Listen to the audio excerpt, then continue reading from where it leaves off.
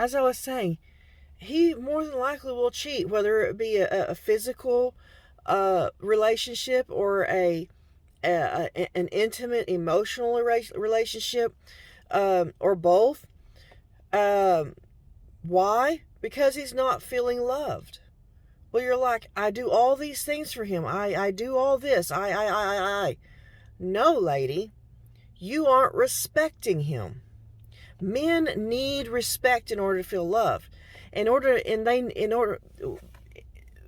you understand the hierarchy of men, there is one leader in a man group, and then there is one best guy, one or two best guys next to that leader, and then there's all the other guys. Okay? And men understand one thing, and it's respect. If one man respects another guy, he knows that this guy loves me because he respects me. I'm the leader of this group. He respects me and he obeys me when I tell him to do something. He doesn't wait, and he's faithful. He's loyal to me. Okay? Now, you're like, I don't, that's stupid. That's stupid. That's stupid. No, it's not. It's not stupid. He needs respect. He needs respect just like you need love. Okay? You need love in order to feel respected. He needs respect in order to feel loved. Is it his place as the leader of the household? Well, yeah. Yeah, he's supposed to teach you these things. But oftentimes, men nowadays, they either give up because you won't obey, you won't bend, you're too rigid in your belief system, you're too rigid in the way you are, and it might be cute for him at first, but that gets old real quick. Okay, and you're going to get tired of beating your head against his ego. You're going to get tired of beating your head against his pride. Okay, and when a man is acting in his ego and in his pride, us women, we really don't want to respect him. In fact, nobody really does. Okay, because it's immature. It's immature and it's selfish. And that's where God comes into play. That's where God comes in and he makes the man. He grows the man. If you think you can grow a boy into a man, you are fooling yourself. You can grow a boy into a man until he's about 16. Okay? And that's pushing it. Because when a boy gets about between 8 and 11 years old, he don't listen to mama no more. He doesn't listen to mama no more. And that's because there's not a man in the house to make him listen to you. Okay? How do I know this? Because I have a grown son. And when he got about that age, and I have a younger son's coming up. And boys get a certain age where they don't listen to mama anymore. Well, grown men are the same way. They're going to get to a point where they're not going to listen to their wives. And that he will shut off. Okay? Why? Because you are in your pride. You are in your ego, ma'am. Okay? And if you think that you can change him, you are fooling yourself. You are fooling yourself. You cannot change that man. God built him that way, made him that way, and it will take God to change him into the godly man that God desires. Listen, there is hope.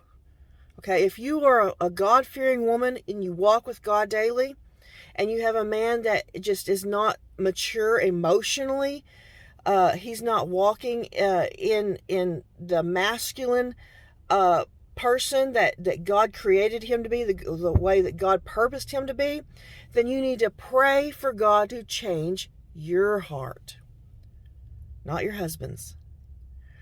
Why? You can pray for your husband. If he's not a saved man, if he's not a believer like you, let's just assume that you're a believer and he's not, and you want to stay with this man because you love him and you believe in him. Okay, first of all, you need to voice your encouraging words to him. That's one way you can respect your husband. I'm going to assume that you're already married, okay? Another way you can show respect to your husband is when he asks you to do something. Don't hem-haw around about it. make him the very first priority under God, because that is well with God. Okay?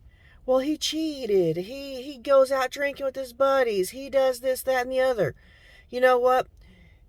You decide to stay with him. So you signed up for this. You knew the signs. You knew the signs. You knew how this was before y'all ever got married. If he was like that before you got married, it only got louder and more amplified after you got married.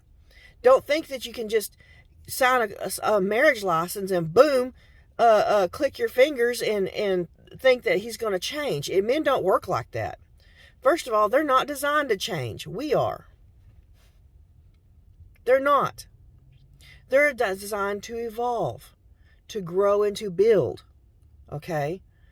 You might think that's the same as change, but it's not. It's not. Women, our bodies change every day. That's why there's so much fashion and ways to do our hair and ways to do our makeup, but we don't ever look on the inside of us and think about ways to change the inside. So many women will not go to therapy. Well, if you don't go to therapy to learn how to fix what's in here on the inside, and you don't spend your time in the Bible, you don't spend your time in prayer, how are you going to lead your husband to God when you're not doing what you're supposed to be doing, ma'am? And I might be preaching a little bit hard on you right now, but trust me, I have walked that hard road. Okay? I have 2 failed marriages. And I have one husband that's dead. Okay? So don't sit there and tell me that I don't know what I'm talking about. I have worked on myself. I have walked that way for a very long time. And so if you want to attack me, go ahead. If you want to, quote unquote, hurt the messenger, go right on ahead. Okay? You're not going to hurt my feelings.